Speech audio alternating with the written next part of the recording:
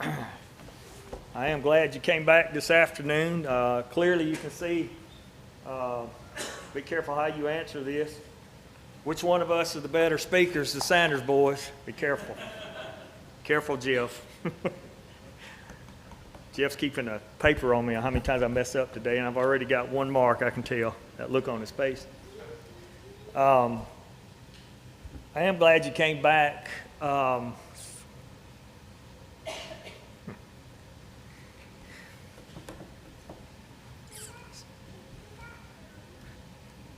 Said I wasn't going to do this.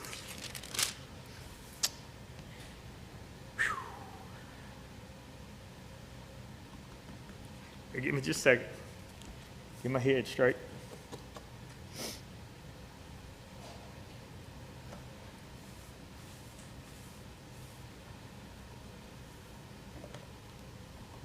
You guys on ready? You may have to get up here, Andrew. I'm going to try.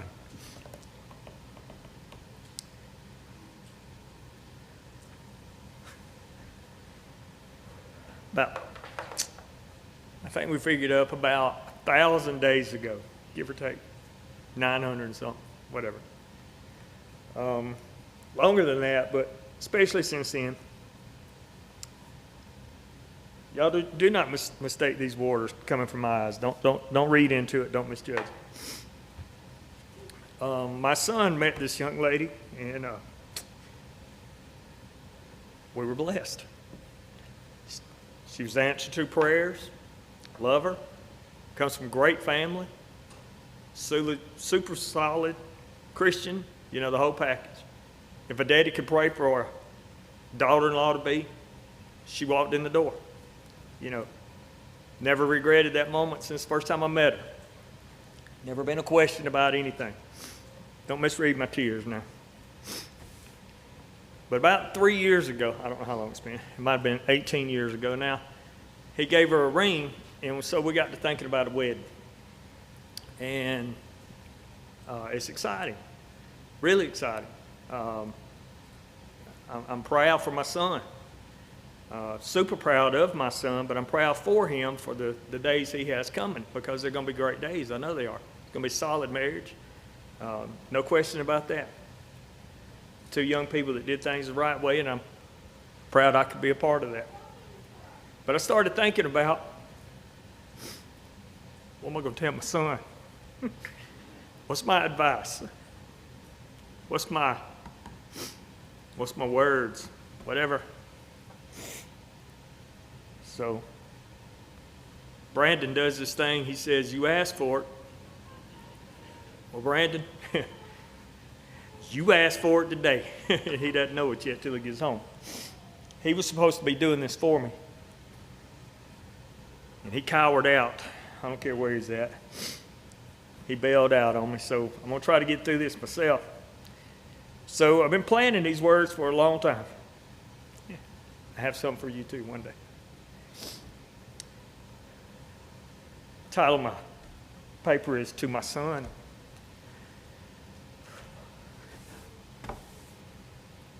But the more I built this sermon, the more I built this lesson, the more I built these words, I was talking to myself. And then I got to talking to you guys, and got to talking to you ladies, and I got to talking to us Christians. And we're going to go to Proverbs chapter 3. I've been blessed to be handed a lot of different Bibles and different translations and stuff from very nice people. Today I'm choosing to use, I call this my first grade edition. It's called the Christian Standard Bible. And it's a first grade written version. But it matches my words pretty good today. So y'all bear with me. My son is going to be starting, scares me to say this, starting a family. Oh, golly. Cole, he's supposed to be your size right now. It's hard for me to let my son be grown, which he is. I know that. And please don't misread this. I love me some Josie. I beg both of them just come live with us. I'd be perfect in my life. They both come move in, and, you know, I know they don't want to do that, but maybe one day when I can't take care of myself, they can.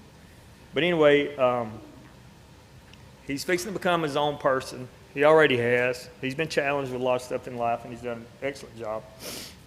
So I just got a few words, and I thought today would be the day I could embarrass myself and get up here and act like a TB, if you know what that means, and we're going to get through this. So we're going with Proverbs 3, and the header above these first few verses says, trust the Lord. So I said, how can I encourage him to build the marriage that he should build? Well, what other way besides trust the Lord? There is no other way. And we should do that ourselves. We should be challenging our own marriages right now, our own marriage with Jesus Christ. Mr. Danny prayed for the nation of Christianity. We should challenge our own self to this. I'm going to read a few verses at a time, kind of break it down, and just kind of add to. We'll do verses 1 through 4 to start with. And like I say, I'm reading from the Christian Standard Bible, which is, I call it my first grade. So, hang in there if you can. It says, my son, don't forget my teaching. Let your heart be my commandments, for they will bring you many days of full life, well-being. Golly, quit. Whew. And I'm supposed to be giving somebody else encouragement. Okay. Never let loyalty and faithfulness leave you. Tie them around your neck. Write them on a tablet of your heart. Then you will find favor and high regard with God and people. I ask him to obey and remember what you've been taught. If you do these two things, you'll bring peace to yourself. Never let loyalty and faithfulness leave you. You will find favor in God. That's my favorite part of the whole thing. And you'll find high regard with other people. That's what's important in them verses. Starting with verse 5. Trust in the Lord with all your heart. Do not rely on your own understanding. In all your ways know him, and he will make your path straight. Don't be wise in your own eyes. Fear the Lord. Turn away from evil. This will be healing for your body and strengthening for your bones. Honor the Lord with your possessions and with the first produce of your entire harvest. Then your barns will be completely filled, and your vats will overflow with new wine. Do not despise the Lord's instructions, my son, and do not loathe his discipline.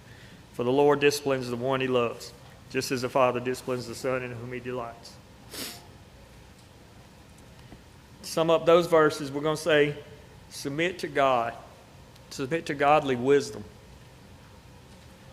Place God in his first, always in your life. Place him first. Place his will first in your life. And foremost, always place God first in your life, in your marriage. We also should see sometimes God disciplines as a sign of love, not as a reason for despair. That's a lesson to all of us. Verse 5 says, trust in the Lord with all your heart and all your ways know him. He will guide you.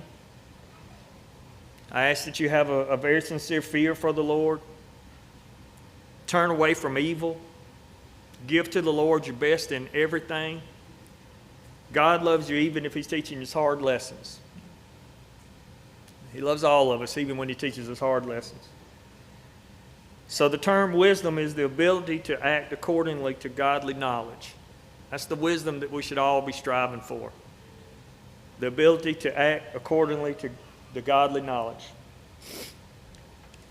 In the first grade edition, they say the word discretion as well. Discretion is the ability to consider a situation, separating right and wrong, and making the correct choice. In your marriage, always consider what's right, what's wrong. In life, we should always consider what's right, what's wrong. And we should always make the correct choice. It's always the perfect time to do the right thing. Starting with verse 13. Advantage. Well, let's read it first. Happy is the man who finds wisdom and who acquires understanding. For she, wisdom, is more profitable than silver, and her, wisdom, revenue is better than gold. She is more precious than jewels. Nothing you desire can equal her. Long life is in her right hand, in her left riches and honor. Her ways are pleasant, and all her paths peaceful. She is a tree of life to those who embrace her, and those who hold on to her are happy. Speaking of wisdom. The Lord, verse 19, the Lord founded the earth by wisdom. He established the heavens by understanding. By his knowledge, the watery depths broke open, and the clouds dripped with dew. Maintain sound wisdom and discretion. My son, don't lose sight of them. They will be life for you and adornment for your neck. Then you will go safely on your way. Your foot will never stumble. When you lie down, you will not be afraid. You will lie down and your sleep will be pleasant. Don't fear sudden danger or the ruin of the wicked when it comes, for the Lord will be your confidence and will keep your foot from a snare. Please don't misread my tears. I am so happy for my son. I can't breathe. So just don't misread this. I'm not scared for my son. But getting from these verses, we should have an advantage of godly wisdom is a clear conscience and confidence that God will stand you always, no matter what. God will stand with you always, no matter what. It says, happy is the man who finds the godly wisdom, more profitable than the world. Godly wisdom is more profitable than the world. It's more precious than jewels. It will be a peaceful life. God does not like chaos. He does not like a chaotic marriage. He likes peace and he likes quietness. God formed the world through his wisdom, making it absolutely perfect. That's godly wisdom. He formed this world and made it absolutely perfect. But don't lose sight of the search for wisdom. And always know you'll always find comfort in God. Don't fear when things don't go like they should, when it just doesn't make sense, or even the day that sudden danger comes. Always, always have confidence in God. Start in verse 27. When the title of this one is, of these verses is treat others fairly. When it is in your power, don't withhold good from the one to whom it belongs. Don't say to your neighbor, go away, come back later, I'll give it to you tomorrow when it is there with you. Don't plan any harm against your neighbor, for he trusts you and lives near you. Don't accuse anyone without cause when he has done no harm to you. Don't envy a violent man or choose any of his ways, for the devious are detestable to the Lord, but he is a friend to the upright. The Lord's curse is on the household of the wicked, but he blesses the home of the righteous. He mocks those who mock, but he gives grace to the humble. The wise will inherit honor, but he holds up fools to dishonor. It says treat others fairly to start out with. So these verses are focusing on relationships with other people. One thing it says is don't delay in doing good for others. Don't delay doing good for your wife. Don't delay doing good for your neighbor. Don't delay doing good for your kids at school, for your co-workers, whoever it is. Especially when the honor is expected or owed. Even when the worldly are having worldly success or prospering. And as young married couples, we've all been there. You know, we see people that live in the world and they just are on top of the everything. You know, they got all the toys, they got all the TVs, they got all the whatever you call world. But he tells us in this to don't envy those people. Those who prosper in sin will always be accountable to God. And at the end of the day, that's who we need to be worried about being accountable to, and that's God. Those who are arrogant and foolish will one day be humiliated and disgraced. Those who submit to God will be blessed. So the bottom line is to treat others fairly. Don't play harm on your neighbors. We kind of heard a little bit about that this morning. Who's your neighbors? That's pretty much everybody. Don't accuse one without cause. Don't fall into the trap of the world. And just because some newscast puts it out there that it's truth. Don't accuse one without cause. Especially when he's done no harm to you personally. Don't be a violent man. God doesn't like violence. And basically, God will mock those who mock and give grace to those who give grace. So my point is, don't be friends with the fools of the world. So you said that has nothing to do with your son getting married. That chapter has absolutely nothing to do. Well, I beg to differ. So I made me a little summary from Proverbs chapter 3 that can apply to us as Christians, with our walk with God, and with my son as he is starting to walk with his wife in a few days. That is Saturday, by the way. 5:30. 5 o'clock. I knew I'd get it wrong. Don't matter. Ultimate goal of Saturday is to be married at the end of the day. But the first thing on my summary is to obey. Obey. Obey God. Obey each other's vows. Use examples of others, either be it good or bad others. Use the example of the ones that are around you. Be peaceful. Be loyal. And be faithful to each other. Be faithful to God.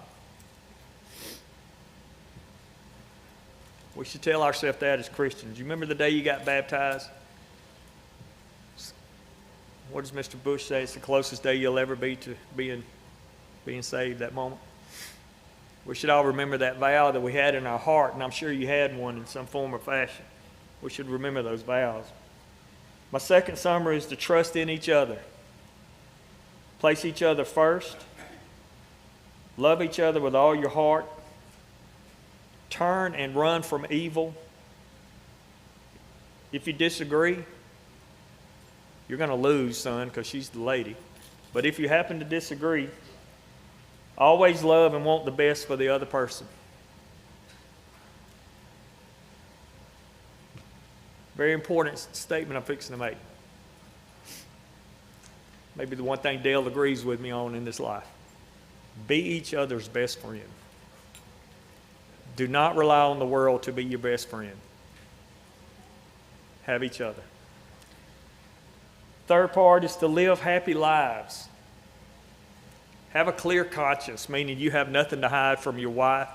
We should have, as Christians, clear conscience that we have nothing that we're trying to hide from God, because it's not going to work. Don't have secrets. Be confident in your relationship. You chose her. God put you with her. Be confident in that. Be truthful. And the other person will always stand with you. I tell my law enforcement buddies all the time when we have to go on scenes. If you do things correct and it goes to court, you always have buddies. If you do things wrong and it goes to court, you stand by yourself. So in a marriage, if you do things right, you always have a buddy. You always have somebody to support you. Do things wrong and you always end up by yourself.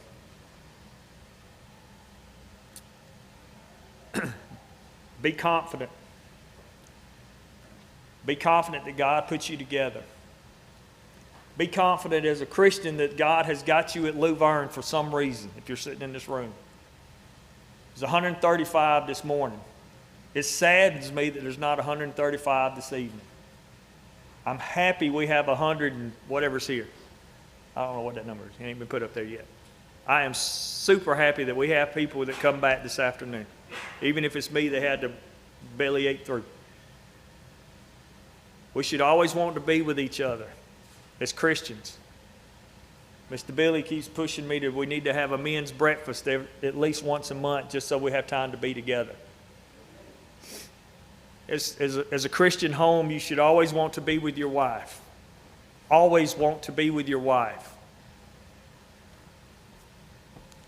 God put you together. Be peaceful with each other. When times are tough, always fall back on the confidence that God put you together. Always fall back on that confidence that God is in the middle of it. Do good for each other. Do good for others. But men, this is always hard for us to do. Always put her first. She is your queen of your life. So to sum up my little summary, that's not proper paper writing, by the way. I just thought I'd let y'all know that. But Pat Norman would have her paper out, Jeff, doing this number right now. I sum it up with one statement. Don't live using the world's standards of how to live. Now I'm leaving John Hayden. Although I want him to do that, I want him to build his marriage the way the Bible tells to build a marriage. I want him and Josie to have the house, the family that God teaches us we're supposed to have. But as a church family, because that's what we are, whether y'all want to admit it or not, we are a church family, okay? We should never compare ourselves to what the world is doing. Because if you're using that measuring stick to see if you're good or bad, I got news for you. Your measuring stick ain't long enough to God. As a church family, we should be living to what the Bible tells us to live by, not by what the world tells us. Your house, my house, God's house. So, to finish up, because I've done enough, I got some questions for you to go back to Proverbs 3.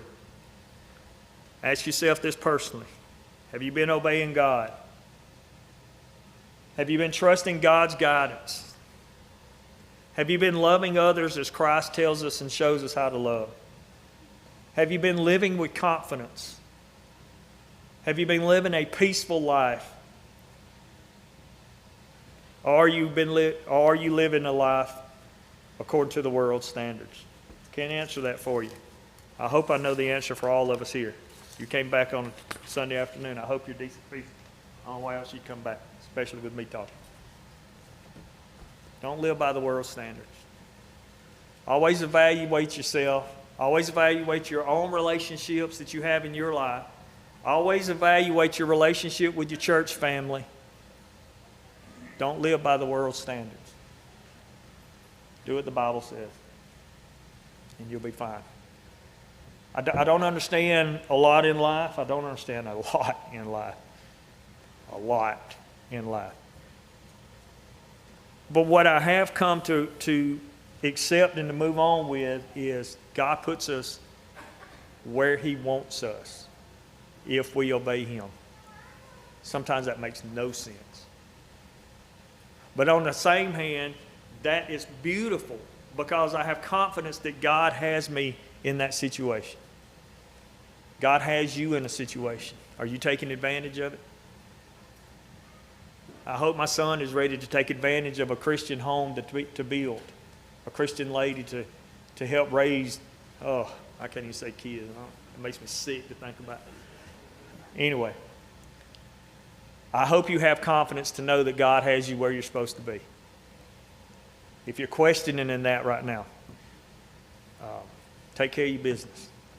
Take care of your business. Don't put it off. Crazy things happen in this world today. I mean, I may be the next guy running for president.